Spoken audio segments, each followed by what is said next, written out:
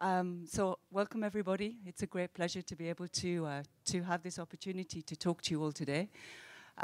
It's now our turn to take the pain of having to present ourselves, having watched 10 finalists today, having to go through quite a similar process. So you can see no matter what point you are in your career, it's a painful experience. So be kind to us, please. So I'm going to introduce to you the jury. I think it's just a point that I want to raise. It's a great pleasure to be here, and it's a really big honor to be able to introduce my jury to you.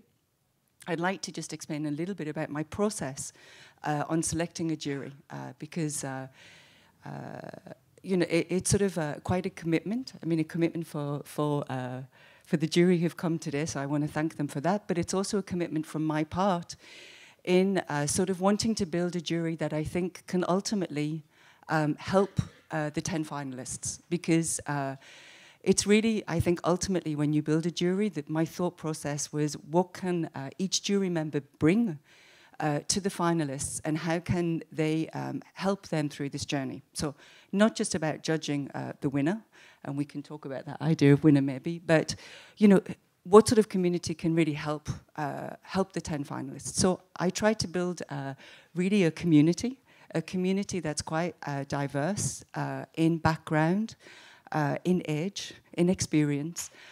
So first of all, I'd like to introduce you to Alfredo Canducci. And I met Alfredo when I first started at Lacoste a few years ago.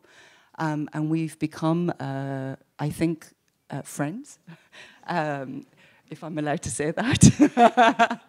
So we become quite good friends. But I think what's really interesting about Alfredo is, for me, he has an incredible vision of the industry, both present and future. And I think he has an amazing capacity to build communities, but also to connect people and to connect brands in a very individualistic way. So I'm very happy that Alfredo is with us. I'd like to introduce you to Ruba. Again, Ruba is somebody I would call a friend. I first sort of met Ruba via Suzanne, who's sitting next to me to the left. And Suzanne, over a coffee one day, said, I think you should look at this Instagram. And I fell in love with this Instagram. And we made a connection, actually through not just her Instagram, but her love of the crocodile and the brand that I work for. And from that became a really, I think, an incredible exchange between us about our work, about how we see the industry, but also how we participate in the industry. So Ruba, who's currently creative director of Tiffany, and I'm really happy she's come all the way from New York to be with us today. To my left is Suzanne Collar. I actually met Suzanne through Instagram as well. So maybe we're going to understand the importance maybe of Instagram at some point. But we met through Instagram, and we took a coffee together. And from that moment, I was convinced she was the right partner to work with me at Lacoste. And we've continued to work together for the last 3 years, primarily on our fashion shows. So we work together on building the fashion show from concept through to styling, through to the final editing. We're quite similar, but quite different at the same time. And Suzanne is, I think, one of the most extraordinary stylists of today. Why? Not because of just her vision, but I think her capacity to be able to see the industry really as a whole. And the fact that she has an incredible ability to see our industry through an image. And that for me is very, very, very rare, and also very, very important in the industry that we work today. To my right is William Farr. William, again, we met through Instagram. William is a sculptor. He's an artist. He's a florist. He's a photographer, a poet. So he's, I think, one of those really rare talents that has the ability to work across many different medias. We initially contacted really through your work through floristry and also through set design. And I'm a big fan of his work. And for me, it was just an amazing opportunity to invite William to be part of today. Firstly, because I think he's sort of not in the infancy of his career, he's quite established, but he's certainly still growing in his career. And I think it was very important for me today to have a real combination of different people at different parts of their careers. And I'm very happy to have William here with us. And then finally, but not least, Helen Kirkham. We didn't actually meet on Instagram. I've been following Helen's work since she graduated with a lot of respect and admiration. I'm sure most of you know Helen's work, but Helen is an incredible footwear designer who is, I think, has had a massive impact on the sneaker world. I would actually call Helen a game changer. She reconstructs sneakers from old sneakers and dead stock into something that's incredibly wonderful. But I think, you know, she's been part of a movement that's really changing our industry in regards to sustainability and upcycling and producing in a completely different and unique way.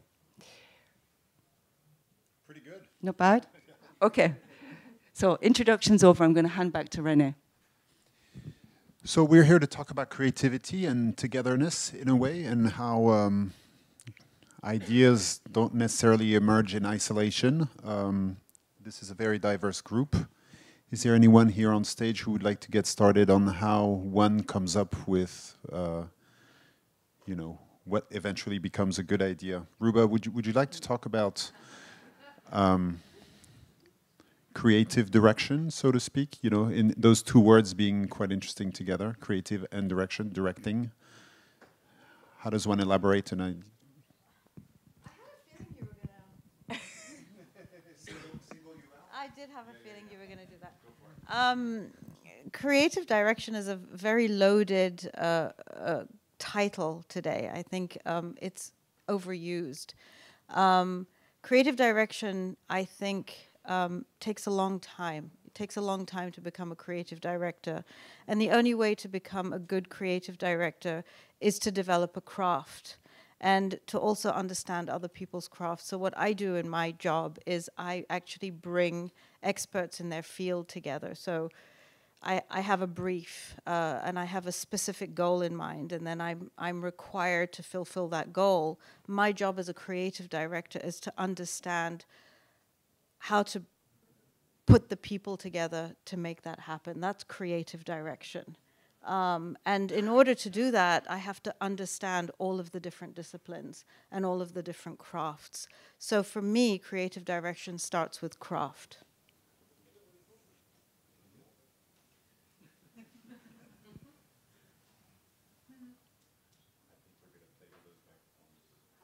Do you want this one back?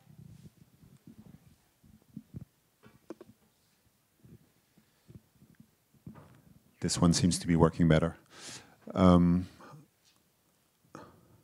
Alfredo, you're also collaborating with huge amounts of people at all times, right? Incorporating a lot of others' ideas. Do you want me to pass this on to you, or do you guys have one next to you? No, we're pretty slim. There is a one. Here. Hello. Thanks, everybody. So my job basically is to connect people, accelerate company, and creating a really strong strategy between companies. Sometimes it's quite difficult because you have to put together ideas from different people. And that's sometimes it's challenging because creating collaboration now is kind of like putting different communities, doing a specific strategies and audit of companies. And so what we're doing is actually creating projects like from 360, creating like the right storytelling of the project, starting from the idea, the concept of the designer, and put like a proper plan so from the idea to the distribution part, so creating activations around the word. And basically the final results are like pop-up events or usually exhibition inside stores or in different cities. So sometimes you see like in Selfridges there is a pop-up or there is an activation inside like a festival or museum, and we created that from creating from the strategy, and we decide how to put together designers.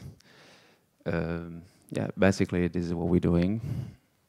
And I've been working a lot with young talents, designer, and a lot of like designers from like coming from the school, you know, and creating a proper strategy and putting together and accelerate a lot of new creative people. And for me it's like a super interesting journey because especially when a designer has to start a collection, it's like really challenging because they don't know how to start, they don't have information, they don't have data, they don't know how to put together a content strategy. And so we help designer to take the right actually direction. And yeah, that's just really sometimes risky job because you can like say, especially in creativity, sometimes there is a strategy. Sometimes no strategy is a strategy. And this is the fun part because there are like a lot of companies they're doing like completely different, and sometimes they're more successful. Yeah. It's very interesting to talk about also that bit of, I don't want to call it loneliness, but you know, that moment of isolation for all creatives where they find themselves in front of that white page or what makes someone choose that decay is a subject that they will take a journey on, for a lot of years. I'm always very interested in knowing how that is triggered in someone's life. Thanks for the introduction, Louise. That was really nice. Yeah, I don't know. I guess the white page. I don't do works on paper much, so I don't face many white pages. I usually work actually from collecting and it's like a kind of controlled chaos. I've always, since I was a young child, collected like so many objects and had a fascination with the value of an object or why it's of that value or what the aesthetical kind of language and place it comes from and how that relates to maybe its historical values or something that's maybe more random and that other people don't look at, like rubbish in the street or found things. And I think like for me the decay comes into it just because I find that to always look for new is a resistance anyway. So it's more just an allowance of the way I find things rather than necessarily being a sort of deliberate, like, hey, I'm doing decay, like, look at this, oh, it's different. But I guess I've just always been aware of the way that the world's decaying around me. So I didn't see a reason not to include it. And I think there's a beauty in like the atrophy of existence, like the fact it is sort of always either growing or coming together in a way. Yeah. I think there's something for you here also, huh? Deconstructing to reconstruct, something like that. Do you want to? Thank you. Hi, everyone. So nice to be here. And thank you, Louise, for the lovely introduction as well. Yeah, I totally agree with what William was saying. I think that firstly, on the loneliness aspect that you were saying, I think when you have a business, it's so, especially when you're a small business, I'm just, myself and a very small team. So I think starting any project from scratch is always so daunting. I think for me, what I find is I always start with the materiality of the product. So I collect old sneakers from recycling centers and I break them down to their component pieces and use those to make new shoes. And I think for me, having that parameter to fit inside helps me to start the project. I think working with old sneakers, I have a materiality that I have to use. I have shapes that I have to kind of abide by, and I think that allows me to be creative within the space, because I think I find it so much harder when companies or brands or projects, people come to me and they say, oh, we have a roll of fabric. I'm like, oh no, I don't want to use a roll of fabric, because it's too much choice then. I think when you have some select things that you have to work with, it helps you to find a way to make it beautiful and make it work. And I think, as William was saying with decay as well, and same with old sneakers, I think for me, there's such a beauty in that. And I think that for me, I'm always trying to connect products to humanity. I think, especially with sneakers, it's a vessel. It doesn't come alive until it's worn. And I think that the beauty of wearing is what makes something so valuable. So I think when I work with recycled materials, I'm always so interested in getting those stories, getting those memories, and even like the mystery that's embedded in materials. And I think that can be so beautiful. So I think, yeah, if I feel lost or I feel stuck, usually I just take apart an old shoe, and then it's a good starting point for me, because I think, yeah, it has some sort of like rhythm to it. It has a system, and I think that allows you to, just deconstructing a shoe, it gets your brain working, and almost having something like that to do to start with just gives you the space to start thinking, which I think is important. I've seen you become interested in the past couple of years in this notion of something wearing and then becoming something else and then something else. Do you want to talk to us about your incorporation of that in your work? Okay, sure.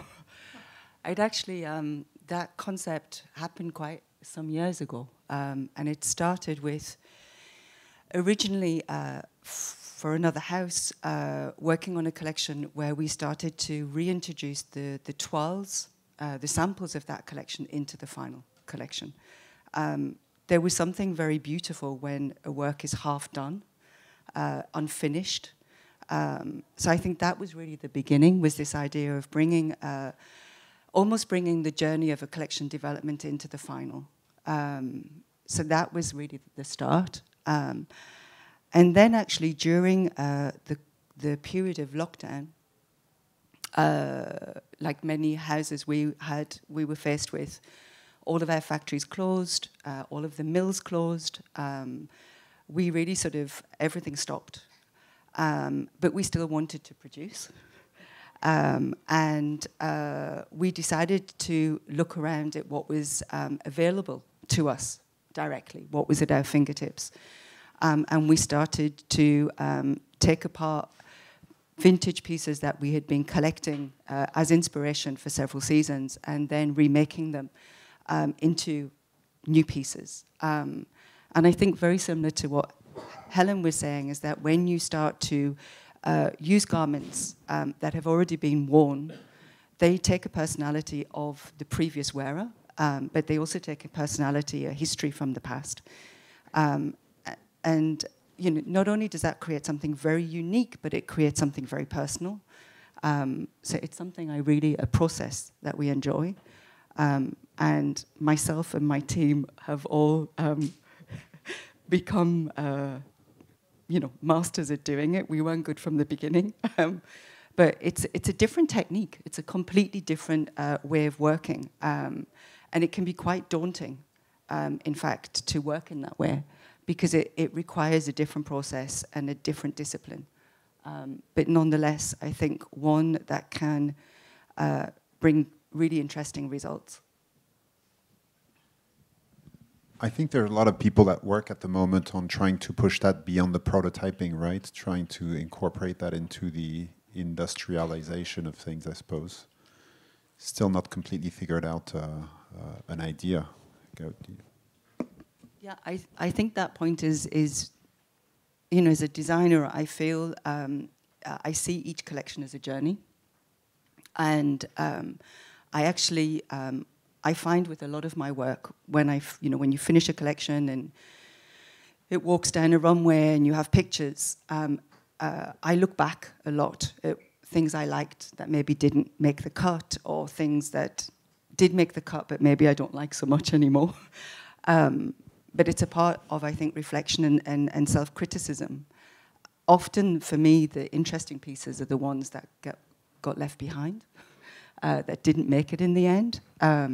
So I think that feeling of wanting to go back and wanting to reintroduce or rework ideas that existed before, I believe that's all part of a continuous journey as we work. There is no beginning, there is no end. It's just a continuation.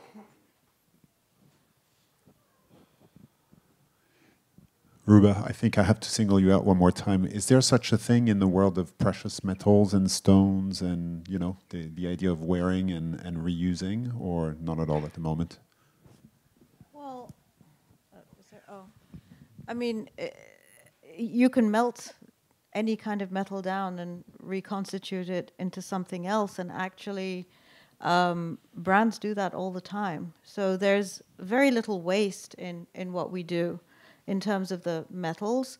And the other thing is that stones, a diamond will last forever. There's very little that can destroy or demolish a diamond.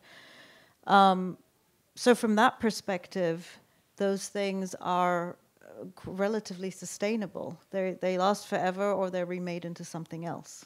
Mm-hmm. Mm-hmm. Does that answer your question? I guess, yeah. Yeah. Thank you. I think we're on something that's interesting. Do you want to expand a little bit on because this seems to be your life project, right? To be redoing and reinventing, yeah? Yeah, I think actually what Ruba just said, there's very little that can demolish a diamond. I was like, I really want to get my notebook out and write that down. Yeah. A diamond can demolish a diamond. The only thing that can scratch a diamond is another diamond. So that's a pretty interesting metaphor. Yeah. I love that. Yeah, that's so interesting.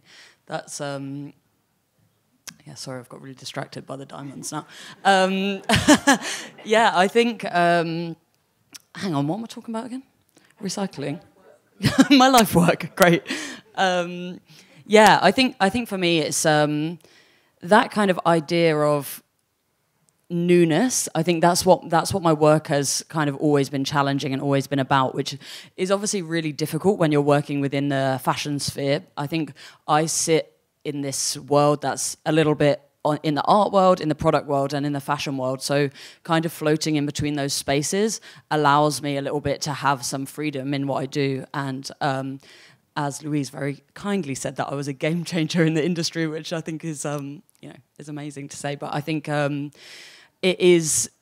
am kind of forging, I guess, a path that hasn't really been trodden that much before. So it becomes very challenging. But I do think that idea of challenging newness, thinking about when I first started my work, I always used to say that I wanted to make things that people recognized, but that they weren't used to seeing. Because, sneakers, everyone knows what a sneaker is, everyone's seen millions of sneakers. But I think when I started around, 2016, when I did my graduate collection, sneakers were so white and shiny on the shelf, and they were completely devoid of making. And I think this comes back to this idea of craft that we were talking about earlier as well. I come from a traditional footwear background, so I worked with traditional British shoemaking factories. And I think within that industry, they respect the craft of how a shoe is made. They know that they have to... they can resole it, they look after the leather, they look after the material, and in sneakers, that at the time, that was just completely devoid of making. And actually a question that I get so often when people ask me about my sneakers, like, oh, are they handmade? I'm like, every single shoe and actually every single garment that everybody's wearing in this room is handmade by somebody's hands. And I think that we, unfortunately, have become so disconnected from that it, is a shame. So I think when I started my collection, and I guess my life's work in a way, is to bring back that idea of, could I make something that was so obviously handmade, like so obviously not new, and would that still be beautiful to people? And I think that's what I'm always trying to do. Was that a good summary? I think maybe we switch to another bit of what is a creative journey in someone's life, trying to see I'm told that in this room are quite a few aspiring creatives or people that are interested in developing their careers in a realm of creativity. Would somebody like to pick up on what is that day where you make that choice and assume the fact that, you know, there is going to be some loneliness that comes of it, and there is going to be a lot of joy that comes of it? I know it's a deep and tricky question, and I know no one is going to jump at the microphone here, but would someone like to give it a try? Go on then. You kept looking at me. So. No, I'm sorry. Thank you. It's a good question. I guess for me, there really wasn't a day. Like, I never haven't made things. I was very fortunate. My dad is someone that can make almost anything, and my mum always encouraged us to make things. So making was always ever present in my life. I don't think there was ever a stage where I was sort of detached from that process. Or my dad had a big workshop on the side of our house. I grew up like with a big metalworking workshop through a door in the kitchen, so with all kinds of material, like tools and things you could do in there. And it was always this thing of like, I was never very good at making things, but I was really good at destroying them. And so I'd kind of find something and be like, oh, this is an interesting thing, like a clock or a piece of electric equipment, and I'd just set about smashing it, you know, finding what was inside it, and then asking my dad, who seemed to be the fountain of all knowledge when it comes to practical things, like, what's this, a transformer, or how does this work, or why does that mechanism work like that? And I think it gave me a natural sense of how to construct, and I've worked in many different materials because of the fact that I know how wood reacts, or different type of metals react, or what type of metals connect another metal together and what don't, just from that process. And, you know, yeah, and we were always making fires and going and making food and tree, like on the fire, and tree swings and that kind of thing. Yeah, I guess there's a big difference between an artist's position and a creative director position, you know, working for an investor, you know, in something that is artistic, no? Is there... It's always interesting to me to see how you actually make work the business end of things, which you have to. You know, fashion is not just fun, and keeping it real with, you know, an inspiration or a motive. Is it, you're juggling that on a daily basis? Do you want to talk about that a little bit? Business side.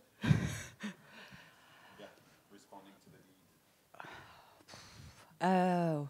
That's a tough question. Thank you. I don't know how to really answer that. What I can only say from my personal point of view is I have a strong belief that clothes are to be worn, they're to be enjoyed, and that they are to bring pleasure.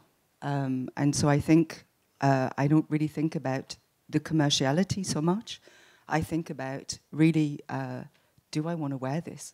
Do I imagine other people want to wear this? Does it, you know, how do people wear that today? So I guess that's my way of expressing a commerciality is really trying to make sure that what I produce and what I say has relevancy and that people can enjoy it. What about you, Alfredo? You want to pick this up? You know, you work on a daily basis with creative and business minds equally, right? And I'm sure you fluidify the dialogue between them all the time. Yeah, it's quite like right now creativity is also quite different because there are a lot of channels. So right now designers, they have to work with like Instagram, e-commerce, they have to like work creating contents every day and communicate with different people at the same time. So it's the creativity right now is like quite different from the past. Especially right now, every channel has a different communication, and I think also in terms of creativity, it's right now the most important part is the community. So I feel like there is such like an interesting world of photographer, 3D artist, like there are a lot of things in music, and I think creativity put together all this channel, and in the way the designer responsibility, I think, is to really like connect all these dots and create like a really good show. And yeah, I think like this is almost my answer about creativity right now. And so you said an interesting word, which is community, which implies people connecting into each other in order to develop something. Do you want to expand on that and how much of a role that plays into? Yeah, I think right now designers are kind of like polymath, so which are like people connecting in a different industry. So they have to look at music or images and videos, and so designer, they really put together a curation, a story between all those people or these elements. And there's a lot of, right now, even young designers, they are just not focused on product. They are like based on their community. Who support these designers is really important. And I think thanks to this festival also, I think we allow young designer to have a visibility, to have some light to, coming in this world. And I think this is actually really interesting. It's my first time here.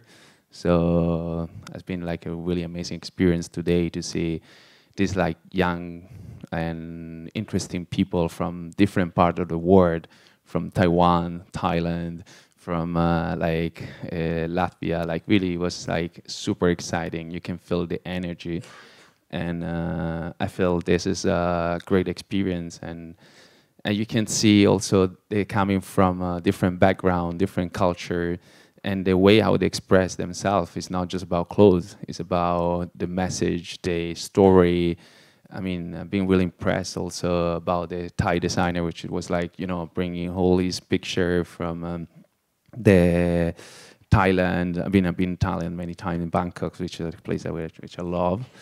But also, there is, I mean, the connection between, image and, the creativity is actually the story of people. In the end, we are all people. And then I've been also super interested in which, like, when a designer is starting to talk about his family, the background, there was this designer talking about her mom actually teaching her how to do knit, which is like, super nice story. So sometimes a designer has to be connected with the story, but also like creating like a good community. So working with the right photographer, maybe to express that part, or maybe, doing photography himself.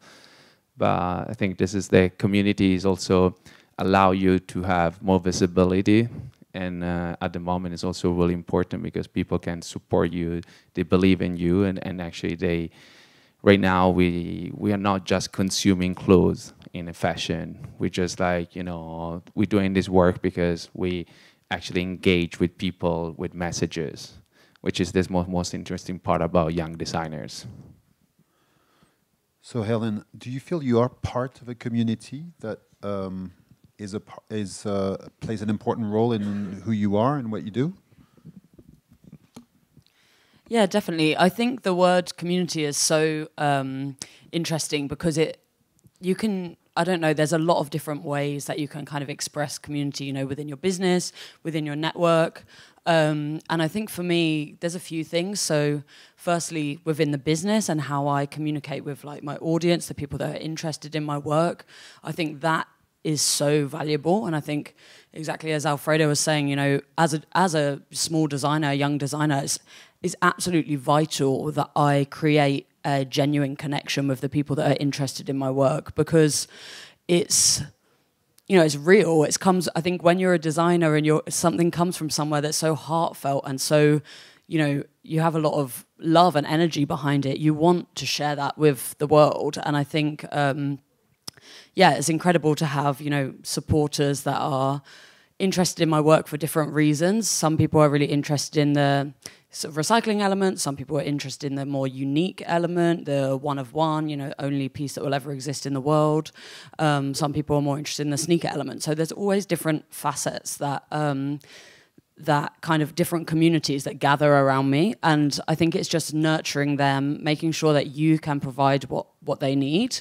I also work really closely with a lot of educational programs, because I know that, of course, like buying a bespoke sneaker from me is expensive. I know that not everyone can afford that, but what I can do is I can provide workshops, I can provide education around different ways to embrace creativity, to be playful, to be tactile, to be spontaneous within design. And I think being able to give that back to people as well is something that I find really important. And I think for me, it's just as much a success when somebody, DMs me and they say, "Oh, I was inspired by your work, so instead of, I don't know, throwing my Converse away, I cut them up, I changed the laces, I changed the colour, I dyed them."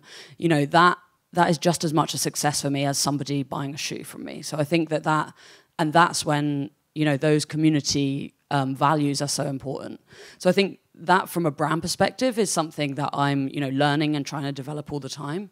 But also personally, I think even this weekend and like the amazing jury that Louise has put together here, it's like you build a community and a network around you. And I think if there is any, students and young designers in the audience, I remember people always used to say to me like, "Oh, build a network, build a network." And I was like, what the hell is a network? Like, how do you build a network? I don't know what that means. And I think the reality is, it's just people that you like, people that are interested in your work and people's work that you're interested in. I think being enthusiastic about other people's work, celebrating other people's work is so important, because, you just build really good connections with people, and and that's your network. That's how you get jobs at the end of the day. That's how you get incredible experiences, and that's how the industry is built in a way. And I think, I don't know, I just believe in being a nice person, and that's how I kind of navigate my business, I suppose. What are we talking about? Wait, community. Okay. Yeah, I guess I was quite like a kind of person when I was young where I didn't really interact with many people. And then I've always been very extroverted seeming, and I'll chat to lots of people. But actually, I just spent a lot of time alone, really. Because I didn't really get on with people where I came from so well. But I was really fortunate to start to travel a lot as well. And that's when I met people. And then I found that, the different experiences that people have of living, so fascinating. And it's funny because I got to London, and then I just had this it was just so exciting, because you just get to meet the queer community in London, and and just everyone, the people in the creative industry. And it's I think that is the biggest privilege of getting to work in creative industry and stuff, is just the kind of characters and the different people that are involved are just really fascinating. And yeah, it's cool. It's so unique the way that so many artists see the world, I guess. And people have such a different viewpoint. And they come from all over the world together. And I don't know, I just think that that's a really cool thing. And I wish that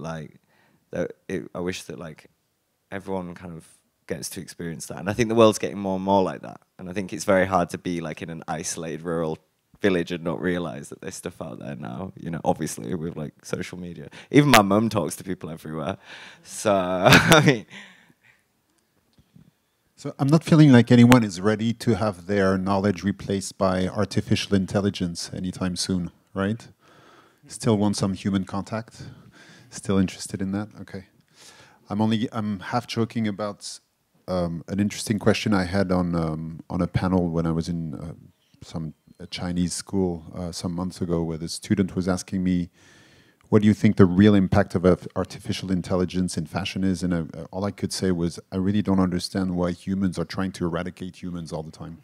That's the thing that the gift that continues on giving. In other words, Okay, good. Ruba, last time, very quickly. This is becoming a game. I'm sure you must have understood by now. You are creative directing for a very noteworthy house. Does it matter to you to bring the community that surrounds you in creativity to that big business, so to speak? Yeah, it matters greatly, actually. It matters very, very much. In fact, at the end of this month, we have a number of people, young kids joining the creative department who have never set foot in a corporation in their lives. They have never worked in a creative department. They've never worked in an office. They've done retail jobs. They've skateboarded. They've done things. I don't even know what they've done. And it's true. They might have done illegal things at some point in their careers. But there's 3 of them joining at the end of this month, and they have no knowledge of the structure of a corporation. They have no skills inside a corporation or in the creative team. And I have tasked the senior creatives in my team to mentor them and to teach them. So what we are doing at Tiffany & Co. as of this month is we are going to develop people who would, and they all come from neighborhoods and areas in New York that are underprivileged. So for me, I feel like I'm in a position of great privilege, and it is my duty to bring forth the community and give them opportunities that they would never, ever, ever have access to. I mean, one kid said to me, he's from the Bronx, and he said, I never imagined in my life that I would set foot in LVMH. And he starts next week. So yeah. That sounds really good. We've been speaking to ourselves for quite a bit now. How about we open up some questions, maybe? We have microphones, I think, that could be. There is any designer here? I'm sorry? There is any designer here? No? Not designers? Anyone in design? No. Students? No. Come on, somebody must be studying something now, no?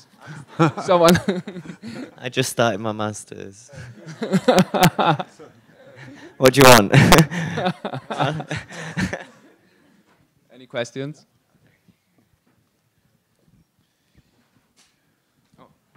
So yeah, we're just curious to know if anything that we brought up might be triggering some questions. There you go. Hi there, I'm Joelle Diedrich from Women's Wear Daily. I feel like we haven't really heard from Suzanne Kohler yet, so I would love for her to talk to us a little bit. A little bit about how, as a stylist, you see your role in mentoring and fostering young talents. You know, how does that fit into your work? Well, I haven't spoken so far because I'm freaking out to speak in front of such a big audience. That's the reason, to be very honest. To mentoring young designers, I mean, I've done that since over 20 years, since I started self-service. So, I mean, I think it's very important for my personal creativity, and also to, I don't know how to say. Yeah. Do you want me to help Yeah, a little bit? help me, because I'm really, Okay, no, I'm really very sorry. Suzanne's, I'm freaking out yeah. to speak in front of. So I'm gonna. So that's the reason why I didn't speak. So I'm going to try and answer hopefully a little bit with Suzanne, because she's very nervous to speak in this sort of capacity.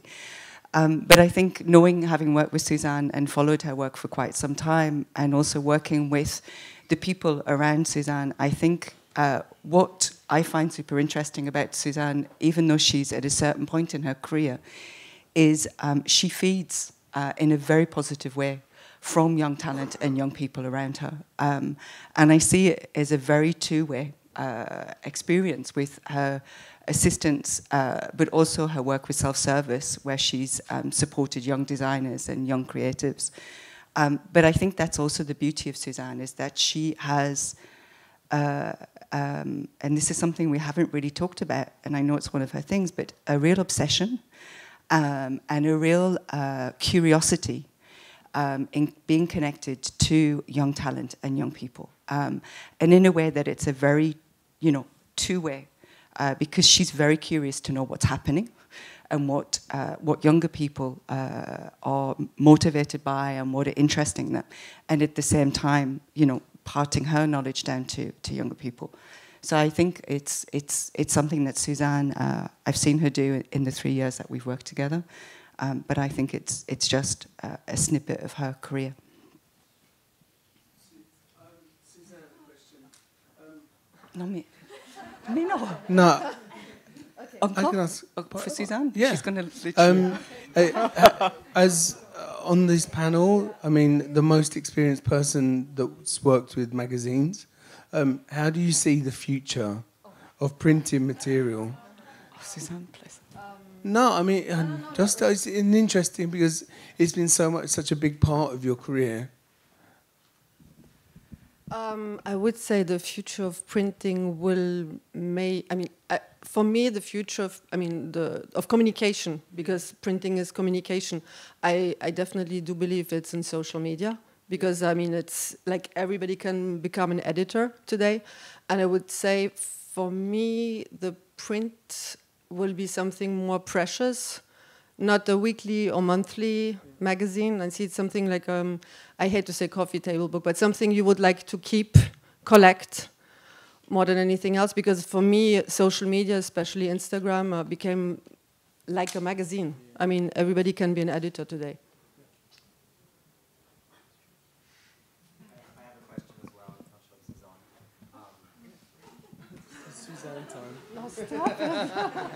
Not for Suzanne. It's not for Suzanne.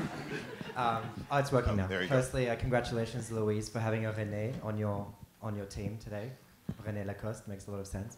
I just wanted to ask a little bit about your exhibition, because you've assembled a group of very different people together, as you mentioned, and you've shown us very different worlds there. And I'm interested, knowing you as a person who as well collaborates with Suzanne and has a certain aesthetic yourself, how much you've actually absorbed in your time at Lacoste, and how much this show actually shows what you've learnt at Lacoste and what the sort of world it's opened up to you, because I think there's such a sort of back and forth between a creative director, a designer, and the house that they're at. So I was wondering if you could maybe expand on the show a bit.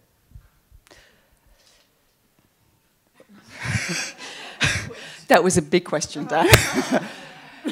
In simple terms, can you just... What does this show say about Lacoste from your eyes, and what have you learnt from Lacoste? Okay, so I think I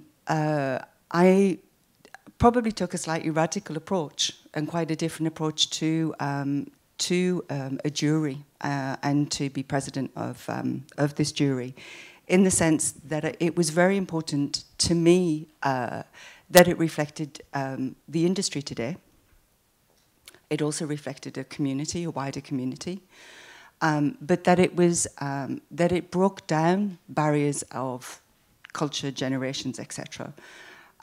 With the current exhibition space, I think what I wanted to try and do was to bring my jury, in some instances, to showcase the work so that it could be educational and supportive for the finalists. Then in other cases was to actually give my jury a platform that they wouldn't necessarily have, that it could also introduce their work to a wider audience. But I really wanted, very simply, to level the playing field. I wanted to remove the hierarchy of a jury sitting on a panel and sort of actually bring the jury into the exhibition and into the exhibition space on an equal level. And I think I think that speaks very centrally to my work at Lacoste. Prior to Lacoste, I've worked for many different brands, but had spent 10 years prior to that in a sort of a niche brand. And I think spent 10 years of really sort of thinking about quite a narrow audience and a very specific consumer. And the beauty for me at Lacoste is that I speak to many, many different people in very diverse ways. I like to say that Lacoste is the brand for the taxi driver and the president. I believe it has an incredible capacity to speak to many people on different levels. And so I think working for a brand that has that diversity and that really that openness, I wanted to really showcase that within the exhibition space. Congratulations. Thank you. Anyone else?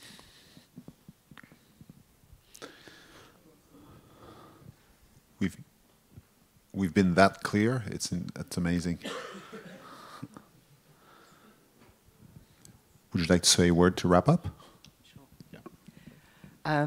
Well, I mean, I would like to thank everybody for giving us this opportunity to speak with you.